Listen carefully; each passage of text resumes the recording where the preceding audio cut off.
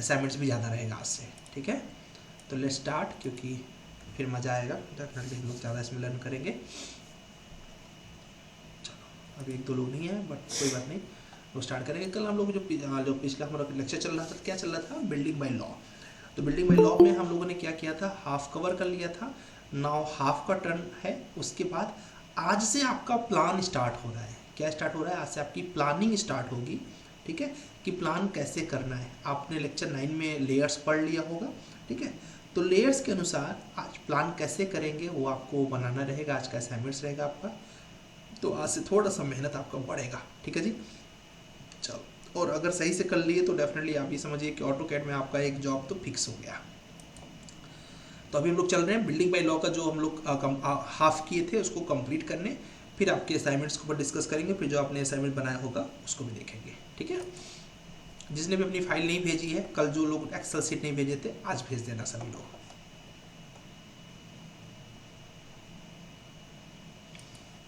चलो, हम लोग ये बिल्डिंग बाय लॉ पढ़ रहे थे, जिसमें हम लोगों ने यहाँ तक पढ़ लिया था कि एएफएसआई क्या होता है। अब यहाँ पर क्या है, principle underlying building bylaw. किस चीज़ों को देखना पड़ता है बिल्डिंग बाय लॉ के अंदर, चलो एक एक करके देख लेते हैं। Classifying the buildings with unit as family and mentioning the requirements. तो क्या क्या रिक्वायरमेंट है वो भी बाय लॉस के अंदर हम लोग कंसिडर करते हैं। Classify the rooms according to the use. हम लोग बिल्डिंग बाय लॉ में क्या करते हैं, रूम्स भी डिसाइड कर देते हैं कि भाई इस रूम का ये साइज होना चाहिए। Specific minimum standard of the each rooms. यहाँ पर बता दिया जाता है बाय लॉज में कि भाई किचन को इससे ज़्यादा कम मत करना, नहीं तो खराब हो जाएगा, ठीक है। और room with respect to the size, height, floor area and ventilation and light. तो ये इसका मेन पर्सपेक्टिव होता है, ठीक है। तो ये भी हम लोग यहाँ पर देखने वाले हैं पूरा का पूरा। हम लोग ये भी देखेंगे कि specify the height of the compound wall, कितना रखना चाहिए, कंपाउंड वॉल की हाइट कितनी रखनी चाहिए। Location of wall, gate in wall, ये भी देखने वाले हैं, ठीक है। Controlling the projection of marginal spacings, अगल बगल कितना जगह छोड़ना चाहिए, ये भी हम लोग देखने वाले हैं, ठीक है। सुटेबल एफएसआई कहाँ का कितना है, ये भी देखेंगे। Specific arrangement with respect to drainage and water supply, कैसा होना चाहिए ड्रेनेज और वाटर सप्लाई का अरेंजमेंट, ये भी देखने चल रहे हैं। Specify the setback, light plan and margin, कितना सेटबैक छोड़ना चाहिए किस जगह पे, वो भी हम लोग देखने चल रहे हैं। Minimum specific minimum size of the plot and their dimensions, कितना होना चाहिए भी। तो जितना भी प्रिंसिपल है बाय लॉज का वो ये है, और इन सब को हम लोग एक एक करके सबको देखने वाले हैं बहुत डिटेल में, सो दैट कि हमको कभी भी कुछ प्रॉब्लम्स ना जाए, ठीक है। जैसे कि सबसे पहले चीज़ देखना चाहिए हमको building by law for residential buildings. तो जो हम लोग ये पूरा पढ़ने वाले हैं, जो रेसिडेंशियल बिल्डिंग होती है उसके लिए क्या बिल्डिंग बाय लॉ होना चाहिए, वो हम लोग का ये पूरा सीरीज है जो हम लोग देखने चल रहे हैं। साइज ऑफ प्लॉट्स देखना चाहिए, ठीक है। बेसमेंट्स देखना चाहिए, कितना होना चाहिए बेसमेंट का हाइट, एरिया लिमिटेशंस देखनी चाहिए, कंपाउंड वॉल देखना चाहिए, मार्जिन देखना चाहिए, प्रोजेक्शंस मार्जिन देखना चाहिए, हाइट ऑफ द बिल्डिंग्स देखना चाहिए, पैरापिट वॉल देखना चाहिए कि पैरापिट वॉल की हाइट क्या है, ठीक है। प्लिंथ हाइट कितनी होनी चाहिए, मेज़नियन फ्लोर देखना चाहिए, minimum area of rooms, area कितना होना चाहिए रूम का मिनिमम, और स्टेयरकेस का क्या साइज होना चाहिए, मतलब प्लिंथ और उसका विड्थ कितना होना चाहिए, उसका राइज कितना होना चाहिए, ये सब। तो चलिए देखते हैं भाई building by law for residential area, उसमें क्या क्या रूल्स एंड रेगुलेशंस हमें देखना पड़ता है। तो सबसे पहली चीज़ हमें ये देखना पड़ता है कि फ्रंटेज एरिया कितना छोड़े, मतलब आपके घर के सामने जो फ्रंट है, सबसे मेन तो वही है, तो फ्रंट कितना छोड़ना चाहिए हमें, ठीक है। तो उसके लिए हमें समझना पड़ेगा कि जो प्लॉट है वो प्लॉट किस तरह का है। जनरली जो भी रेसिडेंशियल बिल्डिंग बनाते हैं, 3 तरह के रेसिडेंशियल बिल्डिंग बनते हैं। कौन कौन से? एक होता है डिटैच बिल्डिंग्स, डिटैच मतलब अगल बगल कुछ नहीं हो। दूसरा होता है सेमी डिटैच बिल्डिंग्स, ठीक है। तो किसी का घर होगा डिटैच बिल्डिंग में, मतलब आसपास किसी का घर नहीं होगा, किसी का घर ऐसा होगा जिसका सेमी डिटैच होगा, अगल बगल होंगे पर थोड़ा सा स्पेस छोड़ के, किसी का घर होगा रो टाइप बिल्डिंग्स। तो रो टाइप बिल्डिंग कोई बोल देते ना कि ये रो टाइप बिल्डिंग्स हम लोग बना रहे हैं, तो किसको रो टाइप बिल्डिंग बोलते हैं आपको ये पता होना चाहिए एज अ सिविल इंजीनियर। किसको बोलते हैं? 50 से 125 मीटर स्क्वायर तक का अगर प्लॉट है, कितना 50 मीटर से 125 मीटर स्क्वायर तक का अगर प्लॉट है, तो उसे हम लोग रो टाइप बिल्डिंग बोलते हैं। क्या बोलते हैं? रो टाइप बिल्डिंग बोलते हैं, जिसका फ्रंटेज एरिया जो रखते हैं वो रखते हैं कितना, 4.5 मीटर से 8 मीटर तक। फ्रंटेज एरिया कितना रखते हैं? 4.5 मीटर से 8 मीटर तक उसका फ्रंटेज एरिया हमें रखना चाहिए। सेमी डिटैच बिल्डिंग्स किसको बोलते हैं? जिसका एरिया 125 मीटर स्क्वायर से 250 मीटर स्क्वायर हो, उसको बोलते हैं सेमी डिटैच बिल्डिंग्स। कितना? 125 मीटर स्क्वायर से 250 मीटर स्क्वायर हो तो उसको बोलते हैं सेमी डिटैच बिल्डिंग्स। और उसके फ्रंटेज कितना छोड़ना चाहिए? 8 मीटर से 12 मीटर फ्रंट छोड़ना चाहिए सेमी डिटैच बिल्डिंग्स में। डिटैच बिल्डिंग किसको बोलते हैं? जो डिटैच मतलब किसी से जुड़ा ना हो, 250 मीटर स्क्वायर के ऊपर का अगर प्लॉट का साइज है आपका, कितना, 250 मीटर स्क्वायर के ऊपर का प्लॉट है तो उसको बोलते हैं डिटैच बिल्डिंग्स। और उसमें आपको फ्रंटेज 12 मीटर का छोड़ना चाहिए कम से कम। ठीक है, डिटैच बिल्डिंग में क्या हुआ, 250 मीटर स्क्वायर होता था प्लॉट साइज। ठीक है, उसमें फ्रंटेज कितना रख दिया, 12 मीटर। सेमी डिटैच में क्या हो गया, 125 मीटर से 250 मीटर स्क्वायर तक हो गया तो प्लॉट ए उसको कर दिया 8 मीटर से 12 मीटर तक उसमें छोड़ेंगे। रो टाइप बिल्डिंग्स में क्या बोलते हैं, 50 से 125 मीटर स्क्वायर तक किया तो उसका फ्रंटेज हो गया 4.5 से 8 मीटर्स तक का। ठीक है, चलिए अनिल आ गए हैं। अब आप बोलोगे सर ये होता क्या है? तो ये होता है आपका कुछ इस तरीके से। देखो जो पहली वाली बिल्डिंग्स है वो है आपका, इसको बोलते, जो ये पहली बिल्डिंग आप देख रहे हो इसको बोलते हैं डिटैच बिल्डिंग्स, जिसके आसपास देख रहे हो कितनी स्पेसिंग्स है, तो इसको बोलते हैं डिटैच बिल्डिंग्स। ठीक है, और दूसरा है इसको बोलते हैं semi detach buildings, semi detach buildings. और जो नीचे देख रहे हो इसको बोलते हैं रो टाइप बिल्डिंग्स। तो ये देख लो डिफरेंस क्या है डिटैच बिल्डिंग्स में, सेमी डिटैच बिल्डिंग्स में, और साथ ही साथ रो टाइप बिल्डिंग्स में। समझ आ रहा है? पहली जो बिल्डिंग है इसके आसपास कुछ नहीं है, ठीक है, तो उसके लिए इसको बोलते हैं क्या, डिटैच बिल्डिंग्स। इसके अगल बगल है तो देखो इसको बोलते हैं क्या, सेमी डिटैच बिल्डिंग्स।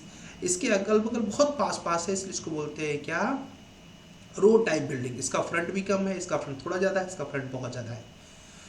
ठीक है जी, अब बात कर लेते हैं थोड़ा सा एरिया लिमिटेशंस पे, किसका क्या क्या एरिया होना चाहिए। ठीक है, तो the limitation of area and height of the buildings of different type of construction and occupancies class is achieve by satisfy floor area ratio. किसके ऊपर डिपेंड करता है, FAR के ऊपर डिपेंड करता है। The limitation of area and height of the buildings of different type of construction and occupancies class is achieved by satisfying floor area ratio.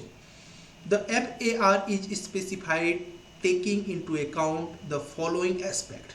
ठीक है, किस पर डिपेंड करता है, ऑक्यूपेंसी क्लास क्या है, ठीक है, टाइप ऑफ कंस्ट्रक्शन क्या है, ठीक है, width of the street frontage, frontage area कितना है of the buildings and traffic कितना आ रहा है वहाँ पर, पार्किंग के लिए क्या फैसिलिटीज़ है, local fire fighting facilities and water supply and drainage facilities. ठीक है, तो ऑक्यूपेंसी क्लास कौन सा है, टाइप ऑफ कंस्ट्रक्शंस, विड्थ कितना रखना है फ्रंटेज का, और पार्किंग, ये सब कुछ FAR के अंदर हमको देखना पड़ता है। तो आइए देखते हैं कितना FAR होगा तो कितना आपको छोड़ना पड़ेगा। ठीक है, तो डिटेल में हम समझते हैं। यहाँ पर सपोज यहाँ पर हम लोग जस्ट एज्यूम कर रहे हैं कि FSI शैल बी 1, अगर FSI 1 है and maximum utilization up to 0.4 on ground floor. पहले लेक्चर में हमने पढ़ाया था ना इसके बारे में कि maximum utilization 0.4 on ground floor, और ये था। तो इसके लिए रूल क्या है, बाय लॉस के अंदर रूल है कि भाई अगर आपका 200 मीटर स्क्वायर तक का प्लॉट है, कितना, 200 मीटर स्क्वायर तक का प्लॉट है, तो 66.67 of the plot area on the ground floor and first floor, nothing on the second floor exceeding 25% of the floor. मतलब आप इतने एरिया में कंस्ट्रक्शंस कर सकते हो। ठीक है, कितने, 66.67% एरिया पर आप कंस्ट्रक्शन कर सकते हो उन प्लॉट्स में जो प्लॉट्स गवर्नमेंट के अंदर रजिस्टर्ड है, जो NA है, जिनको कॉर्पोरेशन अप्रूव कर रहा है। ठीक है, अब सपोज आपके प्लॉट का एरिया ज़्यादा है, कितना है, 201 से 500 मीटर स्क्वायर तक का है, कितना है, 201 से 500 मीटर स्क्वायर तक है, तो वहाँ पर आपका 50% ऑफ द प्लॉट एरिया, कितना, 50% ऑफ द प्लॉट एरिया आप कंस्ट्रक्शन कर सकते हो। अगर 50% जो है आपका वो आ रहा है 133 मीटर स्क्वायर से कम आ रहा है, जैसे कि मान लो 201 है तुम्हारा, तो 201 का हाफ कितना हुआ है, 100.5 mm², तो ये बोलता है नहीं, 133 मीटर स्क्वायर तक आप कंस्ट्रक्शन कर सकते हो। अगर आपका जो प्लॉट है वो 501 मीटर से 1000 मीटर स्क्वायर तक का है, तो वहाँ पर आप 40% ऑफ द प्लॉट एरिया पर कंस्ट्रक्शन केवल कर सकते हो। और उसको मतलब कि अगर 40% आपका 250 मीटर स्क्वायर से कम आ रहा है, तो फिर आप 250 मीटर स्क्वायर तक के प्लॉट एरिया पर कंस्ट्रक्शन कर सकते हो।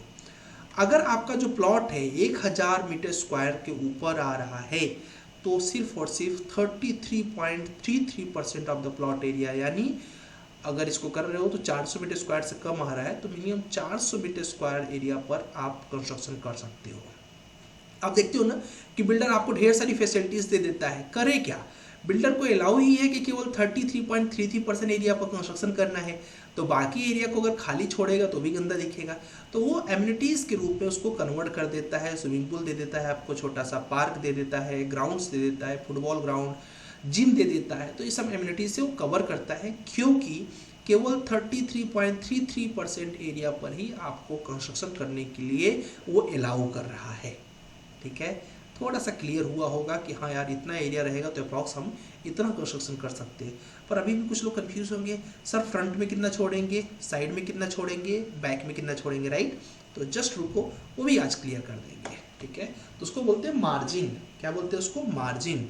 The open space inside the around the buildings, particularly residential type, have to provide the cater of the lightings and ventilation requirement. क्या देखना पड़ता है, क्यों मार्जिन छोड़ना है? जिससे लाइट्स प्रॉपर आए और वेंटिलेशन प्रॉपर आए। तो उसके लिए front open space, rear open space और साइड ओपन स्पेस, ये 3 चीजें छोड़नी पड़ती है। कितना छोड़ना है एकदम आप 100% क्लियर हो जाएगा आज। कैसे? अगर आपका प्लॉट 300 मीटर स्क्वायर के अंदर है, तो ज्यादातर रेसिडेंशियल बिल्डिंग आपको 300 मीटर स्क्वायर के अंदर ही मिलने वाले हैं, तो वहां पर अप टू 50 मीटर स्क्वायर तक का अगर प्लॉट है आपका, कितना?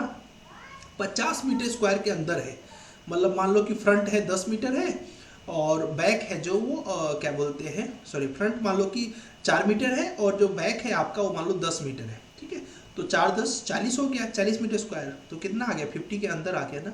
इसीलिए आप लोग जनरली देखते होंगे जब कोई प्लॉट सेल करता है तो कैसे सेल करता है, 100 स्क्वायर फीट, 200 स्क्वायर फीट। क्यों?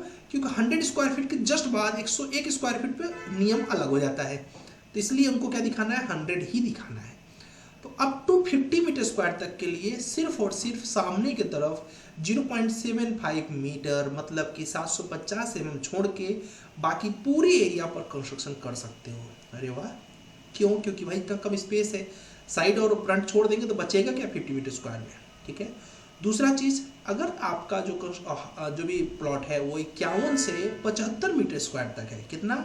51 से 75। देखो कितना इंटरेस्टिंग है ये, आपको कितनी इंफॉर्मेशन मिल रही है। इसको अगर आप नोट डाउन करेंगे तो आपको खुद ही रियलाइज होगा कि हाँ यार तो बड़े काम की चीज़ है।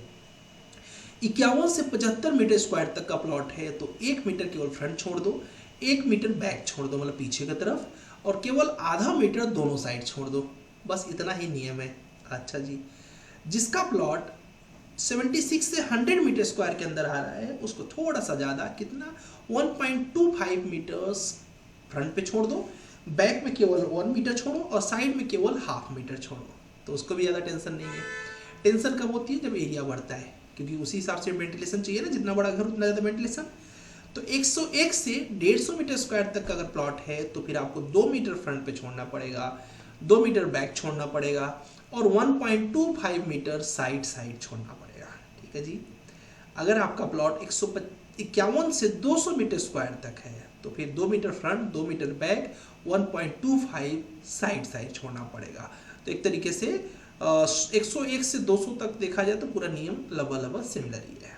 ठीक है, हाँ, 201 से 300 मीटर स्क्वायर तक का प्लॉट हो गया, तो तब आपको 3 मीटर छोड़ना पड़ेगा फ्रंट पे, 2 मीटर बैक पे और 1.5 मीटर, मतलब 1.5 मीटर इधर, 1.5 मीटर उधर। कई लोग के दिमाग में चल रहा होगा सर 300 तक का बता दिए, मान लीजिए कि 300 मीटर स्क्वायर के ऊपर हो गया, तो कोई टेंशन नहीं, देख लो। अगर 300 मीटर स्क्वायर तक के बगल हो गया तो थोड़ा सा नियम चेंज हो जाता है। क्या होता है? For the building above the 300 metre square, plot area and height up to 13 metres. अगर आपकी हाइट जो है वो 13 मीटर तक जाने वाली है बिल्डिंग की, और 300 मीटर स्क्वायर के ऊपर ही है प्लॉट, तो वहाँ पर देखा जाता है, फ्रंट के लिए देखा जाता है रोड कितनी बड़ी है। अगर रोड 12 मीटर तक की है, कितनी 12 मीटर तक की रोड आपके घर के सामने जा रही है तो केवल 3 मीटर छोड़ दो, सफिशियंट है। लेकिन अगर 12 से 18 मीटर की रोड है, ठीक है, तो वहाँ पर 4 मीटर आपको छोड़ना पड़ेगा। और अगर 18 मीटर से भी ज़्यादा है तो फिर 4.5 मीटर फ्रंट छोड़ना पड़ेगा। आप लोग देखे होंगे किसी किसी का घर हाईवे पर होगा तो बड़ा पीछे करके उसको बनाना पड़ता है, तो उसका मेन रीज़न क्या है, उसको फ्रंट सेटबैक ज़्यादा छोड़ना पड़ता है। मिनिमम रियर बैक पीछे की तरफ कितना छोड़ना होता है, 3 मीटर छोड़ना होता है मिनिमम, ठीक है। साइड कितना छोड़ना होता है, साइड के लिए थोड़ा सा रूल यहाँ पर देखना पड़ेगा। अगर 301 से 670 मीटर स्क्वायर के अंदर है, कितनी बड़ी इंफॉर्मेशन मिल रही है आपको, 301 से 670 मीटर स्क्वायर के अंदर है तो 1.5 मीटर साइड छोड़ो। आप बोलोगे सर 1.5 नहीं छोड़ना है, तो फॉर्मूला है दूसरा, क्या, 0.25 of the height of the buildings on each side. Suppose building की हाइट 10 मीटर है, तो अगर 10 मीटर हाइट है तो फिर 10 इंटू 0.25 मतलब आपको 2.5 मीटर तक छोड़ना पड़ेगा, या फिर आप 1.5 मीटर बाय रूल छोड़ सकते हैं। सेम अगर 600 मीटर स्क्वायर 670 मीटर स्क्वायर से बड़ा है आपका प्लॉट तो साइड छोड़ने के लिए 3 मीटर आपको छोड़ना पड़ेगा। अगर 3 मीटर नहीं छोड़ पा रहे हैं तो 0.25 of the height of the buildings. बस होप क्लियर हो गया होगा पूरी तरीके से बिल्डिंग बाय लॉ का एक एक चीज़, ठीक है, बड़े ही काम का है ये। अब समझते हैं कि हाइट कितनी रखनी चाहिए बिल्डिंग्स की। क्या हाइट के लिए भी रूल होता है क्या? हाँ जी, आप अपने मन से नहीं टांग सकते हो बिल्डिंग्स अगर आप कॉर्पोरेशन के अंदर हो तो क्या रूल्स है उसके? उसके रूल्स ये हैं कि height of the buildings according to the width of street, ठीक है, रोड कितना बड़ा है उसके हिसाब से आपको देना पड़ेगा। कई लोग सोच रहे होंगे सर ये जो सोसाइटी वगैरह में हाइट G+20 G+30 करते हैं उसका रूल अलग है, ठीक है, वो अपार्टमेंट बिल्डिंग्स हैं उसके रूल्स अलग है। ये रेसिडेंशियल जो आप छोटे छोटे रो हाउस बनाते हो उनके लिए ये रूल्स एप्लीकेबल है। The maximum height of the building shall not exceed 1.5 times of the width of the road. अगर विड्थ रोड का कितना है, 15 मीटर की रोड है या 20 मीटर पकड़ लो, 20 मीटर की रोड है तो आप 30 मीटर से ज़्यादा हाइट उस बिल्डिंग को नहीं दे सकते हो, ठीक है, 30 मीटर से ज़्यादा उस बिल्डिंग को हाइट नहीं दे सकते हो। Buildings for the building is vicinities of the aerodromes, ठीक है, एविएशन एरिया में कुल मिला के अगर आ रहा है जहाँ पर लाइक फाइटर प्लेन चलते हैं या फिर जहाँ पर फ्लाइट्स उड़ती हैं, जस्ट उसके आसपास का जो एरिया है उस एरिया में उसको मार्क कर दिया जाता है कि ये एरिया जो है ये एविएशन एरिया है।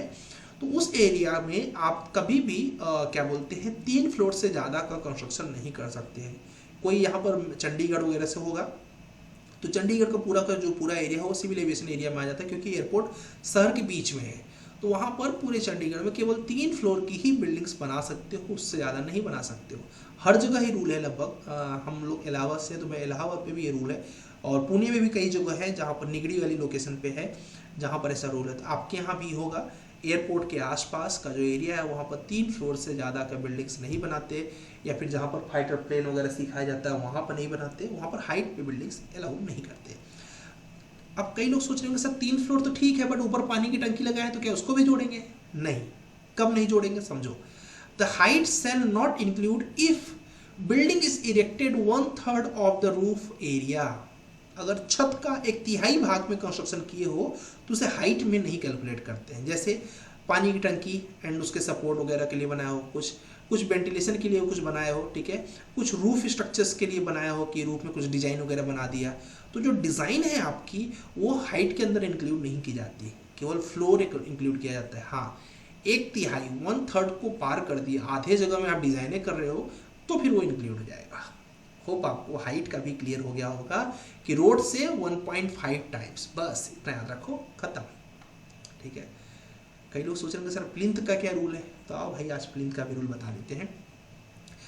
The height of the plinth shall not be less than 450 mm ground level, ठीक है, जो प्लिंथ की हाइट है वो 450 mm से कम करना ही नहीं है, कंपल्सरी है, ओके, ठीक है। ये मिनिमम की बात हो रही है, मतलब 1 फीट 6 इंच IS कोड के अकॉर्डिंग मिनिमम है, but minimum height 600 mm is the best for the drainage and other consideration. अगर वहाँ पर ड्रेनेज का इशू आप देख रहे हो तो 600 mm भी जा सकते हो।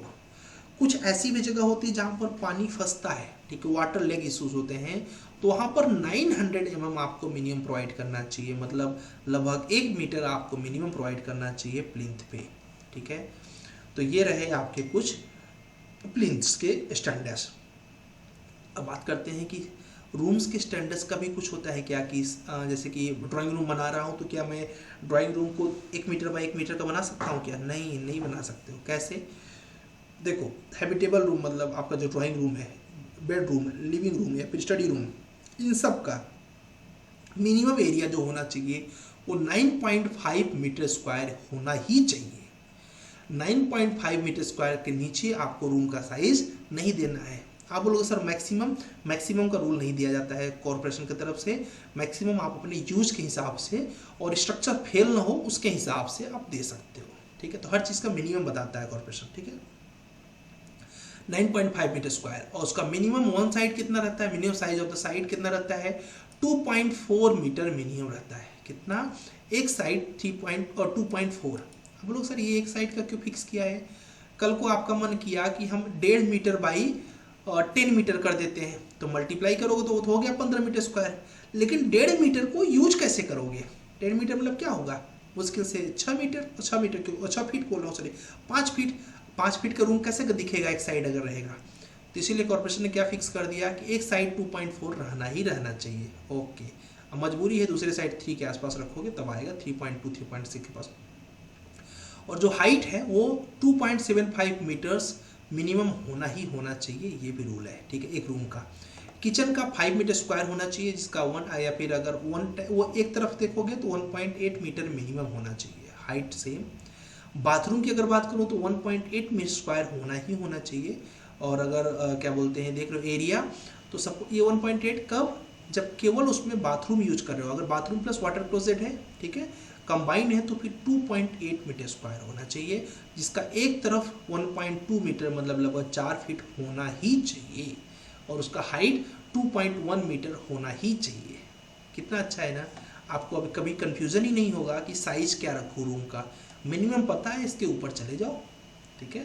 तो ये बहुत काम की चीज़ है, हम लोग को प्लानिंग करने में बहुत हेल्प करता है। सपोज स्टोर रूम की बात करूँ तो स्टोर रूम को 3 मीटर स्क्वायर होना चाहिए मिनिमम। इसमें ये डिपेंड नहीं करता कि कितना फ्रंट रखे हो कितना बैक, तो इसलिए वन साइड फिक्स नहीं होता है। गैरेज का फिक्स होता है, मिनिमम 12.5 मीटर स्क्वायर होना चाहिए। और उसका साइज की बात करूँ तो 3 metre by 6 metre minimum garage का साइज होना चाहिए, जिससे गाड़ी वगैरह सही से खड़ी हो सके। हाइट की बात करूँ तो 2.4 मीटर हाइट गैरेज की होनी चाहिए, और स्टोर रूम की 2.2 मीटर्स। स्टेयर केस का बात करूँ तो स्टेयर केस का विड्थ जो है वो 3 फीट से कम नहीं होना चाहिए, या फिर 0.3 मीटर्स मिनिमम होना चाहिए। क्लियर है? तो ये थे सारे रूल्स एंड रेगुलेशंस, उसी के शॉर्टकट में यहाँ दे रखा है। आप लगे तो इनको स्क्रीनशॉट लेके रट लेना, ठीक है। स्क्रीनशॉट मतलब अभी नहीं लेने की जरूरत है, आप लेक्चर्स के अंदर स्क्रीनशॉट लेके इसको रट सकते हो कि गैरेज का मिनिमम साइज कितना रखना चाहिए, स्टॉल का कितना रखना चाहिए, स्टडी रूम का, किचन का, रूम का, शॉप का, ऑफिस का। तो इससे कभी भी जब आप प्लानिंग करते हो ना, तो आपको बड़ा आसानी हो जाएगा। जो आज से हम लोग स्टार्ट करने वाले हैं वो प्लानिंग ही स्टार्ट करने वाले हैं। कई लोग बेसमेंट को भी लेके परेशान रहते हैं कि बेसमेंट के लिए सर क्या करें, बेसमेंट का क्या हाइट रखना चाहिए। तो आई थिंक आज आपका बेसमेंट भी क्लियर हो जाएगा, ठीक है। The basement shall not be use for the residential purpose. Basement का रूल ये है कि उसे रेसिडेंशियल पर्पस के लिए यूज नहीं करना चाहिए, ठीक है। The basement to be constructed within the prescribed setback from the building lines and the subjected maximum entrance floor may be put only for the following use. किस लिए use करना चाहिए बेसमेंट को? स्टोरेज के लिए use करो, house hold के लिए, ठीक है। और कोई स्ट्रॉन्ग रूम्स या फिर कुछ बैंक वगैरह के लिए देना चाहते हो तो बैंक वगैरह को दे दो। पार्किंग के लिए बेसमेंट को यूज करना चाहिए। एयर कंडीशनिंग वगैरह की जो पाइप वगैरह जाती है, इलेक्ट्रिकल की पाइप, फायर फाइटिंग की पाइप्स, इन्हीं सब चीज़ों के लिए केवल बेसमेंट को यूज करना चाहिए। As per the rules basement को रेसिडेंस नहीं बनाना चाहिए, ठीक है। सामने आपको रूल्स दिख रहा है, बाकी बनाने को तो लोग बनाते हैं बट वो गलत है। और बेसमेंट के लिए क्या रिक्वायरमेंट होती है वो भी समझ लो। The height of the basement from the floor to the underside of the roof slab or ceiling shall not be less than 2.4 metre. उसका अंदर बेसमेंट का हाइट 2.4 मीटर से कम नहीं होना चाहिए। The maximum height of the ceilings of any basement shall B, जो उसका ceiling की जो हाइट होगी वो 0.9 मीटर या फिर मैक्सिमम रख सकते हो 1.2 मीटर तक ही रखना चाहिए। ठीक है, सीलिंग बनाते हैं ना फॉल सीलिंग्स, तो 0.9 मीटर से ज़्यादा नहीं रखना चाहिए उसको नीचे आने के लिए। हद है कि 1.2 मीटर तक रखो। Average surrounding ground the levels. Adequate arrangement shall be made such that surface drainage does not enter in the to the basement। ठीक है, सरफेस ड्रेनेज जो है वो बाहर की तरफ होना चाहिए। ये नहीं कि ड्रेनेज जो है जनरली क्या करते हैं, ड्रेनेज को बेसमेंट के नीचे बनवा देते हैं, ये रूल नहीं है, बेसमेंट के आउटर होना चाहिए ड्रेनेज। ठीक, the walls and floors of the basement shall B water tight. Basement पर वाटर टाइट जो करवाते हैं ना, जिससे कि पानी वगैरह लीकेज ना हो, ये पक्का है कि कराना चाहिए, क्योंकि बेसमेंट पर ज़्यादा तो रोड का पानी आ जाता है, कई लोग देखे होंगे बिल्डिंग्स में। The access of the basement shall be separate. Basement में जाने का एंट्री सेपरेट होना चाहिए from the main and alternative staircase providing access the exist from the higher floors. ठीक है, कभी भी एक एक्स्ट्रा पूरा स्टेयरकेस प्रोवाइड करते हैं ना, जैसे जनरली तो लोग लिफ्ट से आते हैं, तो बेसमेंट की तरफ एक कनेक्शन देना चाहिए जहाँ से हाइट पे पूरी स्टेयरकेस आपकी जा सके, कभी इमरजेंसी हुआ तो उस स्टेयरकेस को यूज किया जा सके। ठीक है, तो बेसमेंट का आपने लगभग सारा ही रूल्स पढ़ लिया। अब नेक्स्ट रूल है कंपाउंड वॉल का। किसका? कंपाउंड वॉल का। Except with the special permission of the maximum height of the compound wall shall be 1.5 metre above the central line of the front street. कितनी अच्छी चीज लिखा हुआ है, समझ जाओ। कभी भी कंपाउंड वॉल अगर कोई स्पेशल परमिशन नहीं है तो आपको 1.5 मीटर से ऊपर नहीं रख सकती हो।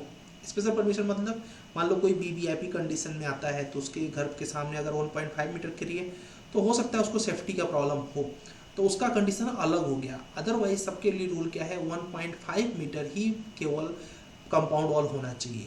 But it is permitted 2.4 metre when the top is top of the 0.9 metre is open type construction. अगर आप बंगलो टाइप कंस्ट्रक्शन किए हो तो वहाँ पर रूल है कि 2.4 मीटर तक का आप बना सकते हो, क्योंकि खुला है आपका पूरा का पूरा घर, तो 1.5 मीटर में तो कोई भी क्रॉस कर जाएगा। ठीक है, तो सेफ्टी के लिए 2.4 मीटर्स तक कर सकते हो।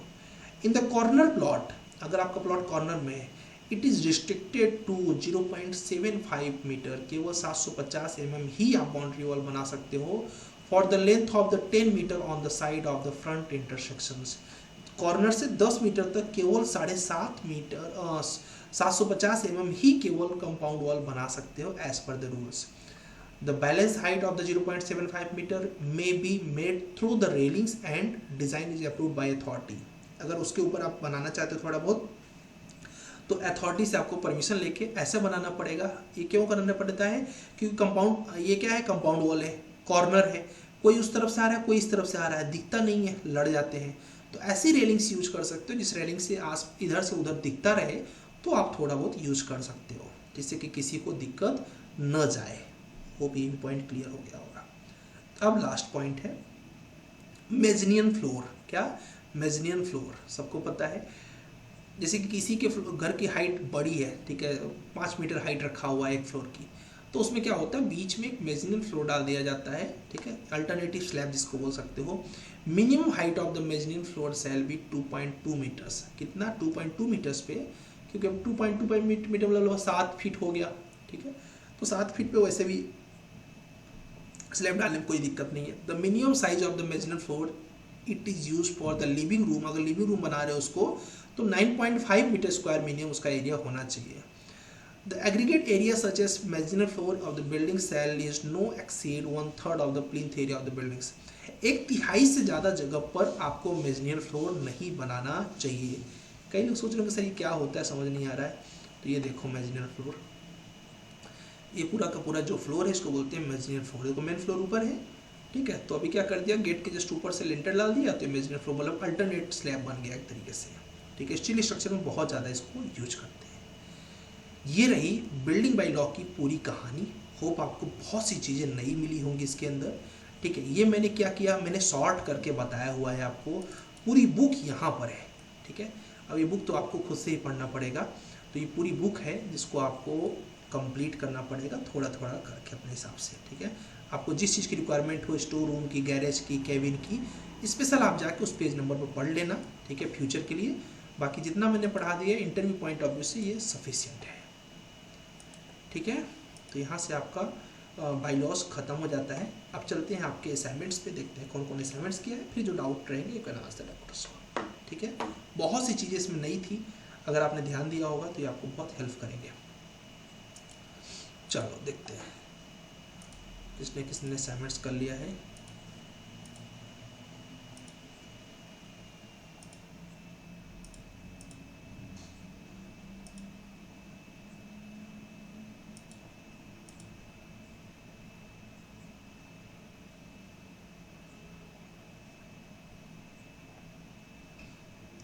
पाटिल ने यहाँ पर असाइनमेंट्स कर लिया है और अभिजीत ने असाइनमेंट्स कर लिया है, लेकिन अभिजीत नॉर्मल वैसे है तो इसको पाटिल के अलावा किसने किया, किसने असाइनमेंट नहीं किया है। ठीक है, इन्होंने पूरा अपना ट्रेनिंग बना लिया है। ठीक है, देखो असाइनमेंट्स में बिल्कुल भी आप पीछे मत रहना, क्योंकि असाइनमेंट्स ही आपका आज से तो ऐसा असाइनमेंट मिलने वाला है कि जो आपका भविष्य तय करेगा कि आप कितना ऊपर पहुंच सकते हो। वेरी गुड, बहुत बढ़िया बना लिया है। ठीक है, बहुत बढ़िया, परफेक्ट, गुड पार्टनर। वैभव निकल लिया है,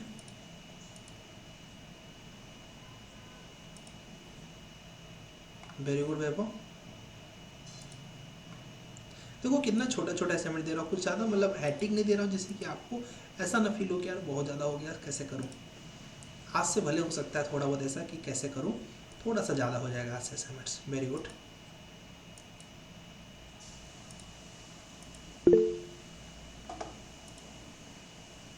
ये बोल रहे कि सर मैंने किया नहीं किया है हाउस, ओके हाउस बनाया है और 2 ड्राइंग नहीं बनाया। ठीक है, कल करके सबमिट कर देना जी। पाटिल माइक ऑन कर लो अपना, कुछ बोलना है क्या? सर वो मैकेनिकल के ड्राइंग में थोड़ा प्रॉब्लम था, आप समझा नहीं तो अच्छा। ओके ओके बिल्कुल। सेकेंड वाला कि फर्स्ट वाला? वो सेकंड वाला। सेकेंड वाला बड़ा इजी था, बट बता देता हूँ। ये तो सही बना है, देखो एकदम परफेक्ट बना है। नहीं इससे पहले हाँ, वो ये वाले में दिक्कत है, ये गलत बना हुआ एक्चुअली। हाँ वो कॉर्नर हाँ वो जैसे आया मुझे। ठीक है, मैं बता देता हूँ, अभी जस्ट बता देता हूँ। विक्रम ने बना लिया है, वेरी गुड विक्रम। ठीक है, सबका ही लगभग ये वाला कॉर्नर्स गलत है, तो मैं अभी बता देता हूँ कैसे करना है। शाहिती ने भी बना लिया है,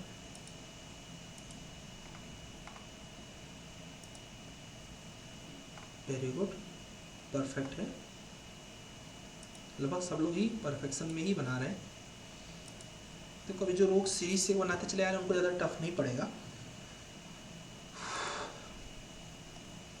वेरी गुड, बहुत बढ़िया नितिन, अभी तुम अच्छा चल रहे हो। और किसने नहीं किया? कुछ लोग नहीं किया भाई। समीर ने भी कर लिया है, विकास ने भी कर लिया है, yes very good Vikas, keep it up, keep make consistency because consistency the key of success. Sameer ने कर लिया है, ओके चलो, ये देखो समीर ने केवल सही किया है, बाकी लोगों ने ये ड्राइंग गलत किया हो तो मैं बता देता हूँ ड्राइंग कैसे बनाना है। ये ड्राइंग कैसे बनाना है बता देता हूँ। अभी कौन आ रहा है? सर मैंने बनाया है, क्योंकि मैंने भी बनाया, ओके ठीक है, तो मुझे भेज देना बना लिया तो। स्टार्ट होगा sir, I have a doubt, can I ask? Yes yes बिल्कुल, अभी रुक जाओ, जस्ट अभी पूछ ले रहा हूँ वैभव, जस्ट अभी एक छोटा सा काम बचा हुआ कर लो। अनिल कुछ बोलना है तो बोल सकते हो, ये बता दो उसके बाद पूछ लो। सर मेरा असाइनमेंट मिस हो गया सर। नहीं मैंने चेक किया तुम्हारा असाइनमेंट, मैंने चेक किया, ये देखो यहाँ पर तुम्हारा असाइनमेंट था, पहले एक्सेल शीट भेजा था तुमने, फिर असाइनमेंट भेजा था। ठीक है, मैंने चेक कर लिया तुम्हारा असाइनमेंट, सही किया तुम। ठीक है, वो जो गलत है मैं सबका लगभग गलत है, तो मैं वो दिखा दे रहा हूँ कि क्या गलत है आप लोग का। देखो सबने ये चीज़ गलत किया हुआ है। आज आप लोग का असाइनमेंट थोड़ा सा लेवल उसका बढ़ जाएगा। ये देखो यहाँ पर क्या करना था, नीचे से 105 आगे आना था, फिर ये कितना है 48 + 24 + 24 मतलब 96, तो 105 ऊपर आके 96 इधर चले जाना था। फिर यहाँ से 72 का ऑफसेट पे बनाना है ना आइसो सर्किल, तो 72 इधर आना था, 72 इधर से आना था, तो एक सेंटर पॉइंट मिलेगा, वहाँ से 72 का आइसो सर्किल बना देना है। तो 105 96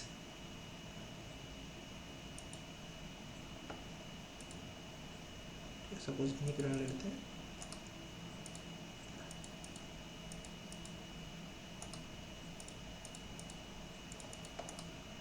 अगर इनका सारा डायमेंशन सही है तो ऑटोमेटिक वो सही बन जाएगा। देखो सभी लोग ध्यान से देखना, यहाँ से लाइन लेके 105 ऊपर आ जाना है, 105। फिर यहाँ से 96 चला जाना है। आई थिंक परफेक्ट इन्होंने बनाया हुआ है। 72 का आइसो सर्किल बनाना है तो पहले क्या करना पड़ेगा, कॉपी करना पड़ेगा इसको नीचे की तरफ। 72 हो गया।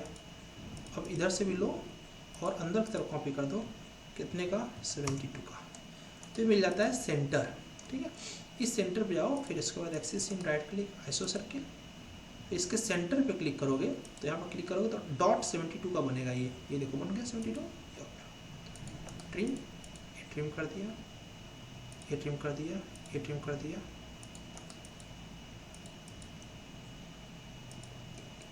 ऐसा बनाना, इसको डिलीट कर दो, इसको डिलीट कर दो, बस। अब इसको सेलेक्ट करो, इसको सेलेक्ट कर लो, कॉपी करा लो आगे की तरफ। ये परफेक्ट है, बस ये करना था। और फिर यहाँ पर एक्सटेंड कर दो,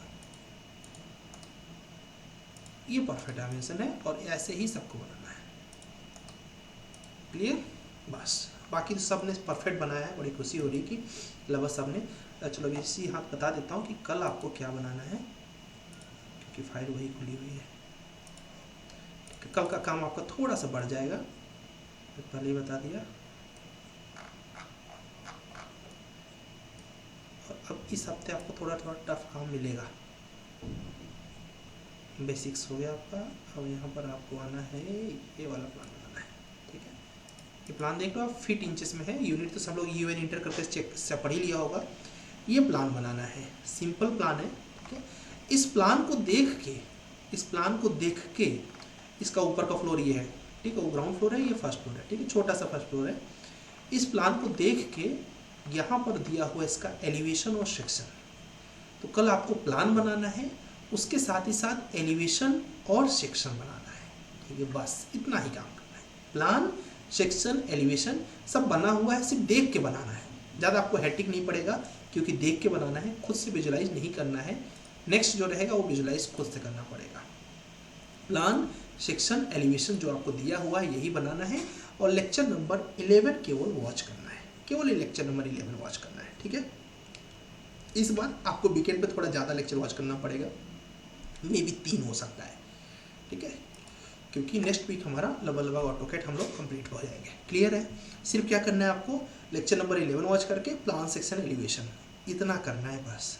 ठीक है, अब बोलो डाउट, जो भी डाउट है किसी को पूछ लो। हाँ, मैं वो बोल दो अपना डाउट अभी। हेलो सर, मुझे स्टार प्रो में वॉल्यूम सॉल्व नहीं हो रही थी। मैंने आपको फाइल भेजी है, हाँ, एक बार चेक कर लीजिए। एक गुरुकुल वाली आईडी भेजा है। हाँ यस सर। आईडी गुरु, इसका नाम क्या है वर्नी का? 1 or more lines are too long। Okay, किया क्या सोल्यूशन के लिए, क्या किया? सर मैंने देखा लेकिन मुझे कुछ सोल्यूशन मिला ही नहीं। ओके ठीक है, इस ये प्रोजेक्ट में है। देखो यहाँ पर क्या करना है, यहाँ पर जाओ, स्टैट एडिटर है, पता है ना, एडिटर पे चले जाओ। यहाँ पर नीचे ना ग्रे कलर की लाइंस हो जाती हैं, मतलब थोड़ी बड़ी लाइन हो जाती है तो उसको एक ग्रे कलर बोलता है। ये बोलता है यार इतनी बड़ी लाइन मैं पढ़ नहीं पाऊंगा। सबसे नीचे आ जाना, यहाँ पर ये देख लो ग्रे कलर की लाइंस, ये तो इसी का वार्निंग्स है। जब सिर लगा देते हो तब ये जनरली आता है। यहाँ पे क्या करो, ऐसे यहाँ पर सिंबल लगा देना और ऐसे करके नीचे कर देना, हाफ पर से इसको बस नीचे कर दो सबको। तो क्या हो जाएगा, 2 लाइन में उसको एक तरीके से डिवाइड कर दिया। तो अब वो क्या हो गया, 1 और मोर लाइन वाला प्रॉब्लम सॉल्व हो गया उसका। ठीक है, यही इसका एक सोल्यूशन है। और कभी कभी ये प्रॉब्लम एक बार में सॉल्व हो जाएगा, कभी कभी 2-3 बार करना पड़ेगा ऐसा, बट मेथड सेम रहेगा। क्लियर है, कर लोगे? बस इतना करके सेव कर दो, अपने आप वो वाली सॉल्व हो जाएगी। और कुछ नहीं सर, बस। चलो, कोई अभी असाइनमेंट भेजा नहीं? ठीक है, बाकी जिसने भी असाइनमेंट नहीं किया है, देखो आप खुद से के साथ गलत करो, मुझे भी दिन आपका असाइनमेंट नहीं आया है। मोनिका, तुमने असाइनमेंट भेजा है क्या? हाँ, मोनिका ने भेजा है। ठीक है, और किसने नहीं भेजा है? हसन, आपका असाइनमेंट्स भी नहीं आया है। देखो अगर आप असाइनमेंट्स नहीं करोगे तो इसमें आपका लॉस है, मेरा तो कहीं से भी नहीं है। बस यही होगा कि मुझे भी कम मज़ा आएगा कि यार लोग कर नहीं रहे हैं, ठीक है। तो करो, ये मैं बोलूँगा, आधा अधूरा करो बट कोशिश करो कंप्लीट हो जाए, ठीक है। कल ही मेल कर दिया, ओके कल ही कर दिया, ठीक, ओके ओके ठीक है, अगर कल कर दिया तब कोई दिक्कत नहीं, ठीक है। तो अच्छी बात है। आकांक्षा आपका असाइनमेंट्स दिखा क्या मुझे, ठीक है। हाँ आकांक्षा ने भी किया है, ठीक, वेरी गुड। लगभग सब ने किया है, तब कोई मिस्टेक्स नहीं है। शशांक आप नहीं कर रहे हो और आपने लेक्चर भी लेट अटेंड किया है। देखो दोस्त, अभी तुमको बहुत हार्ड पोजीशन पकड़ना पड़ेगा। मुझे पता है एनटीपीसी में मेरे कई दोस्त वहाँ पर काम कर चुके हैं, बहुत हाईटेक जॉब में हो तुम। बाहर निकलने के लिए थोड़ा मेहनत कर लो, निकल जाओगे, नहीं तो फिर फंस गए तो फिर करियर का ग्रोथ जो है ना स्लो हो जाता है, तुम्हें खुद पता चल चुका होगा, ठीक है। तो करो मेहनत, मुझे पता है कि बहुत वहाँ पर हार्ड वर्क होता है, ठीक है। मेरा खुद का जॉब उधर लग चुका था बट मैंने नहीं किया, ठीक है। रीजन बहुत पहले जब वो एनटीपीसी बन रहा था तभी, ठीक है। चलो तो सभी लोग इसको करो, कुछ और भी पूछना हो तो पूछ लो, कुछ डाउट आया तो। कल बस लेक्चर 11 वॉच करना है और ये दोनों करना है। एक ही लेक्चर क्यों दे रहा हूँ, क्योंकि प्लान सेक्शन एलिवेशन 3 चीज़ें हैं, तो मे भी आपका 1.5 घंटा लग जाएगा अभी स्टार्टिंग में, और कल से हम लोग 2-2 लेक्चर्स वॉच करेंगे तो फिर फटाफट हो जाएगा। कोई डाउट किसी को नहीं है, ठीक है। तो जाओ फटाफट फिर करना स्टार्ट करो, विल डिस्कस टुमारो। और ये लेक्चर जो रिकॉर्डिंग है इसका ऐप के अंदर डाल दूंगा अभी, ठीक।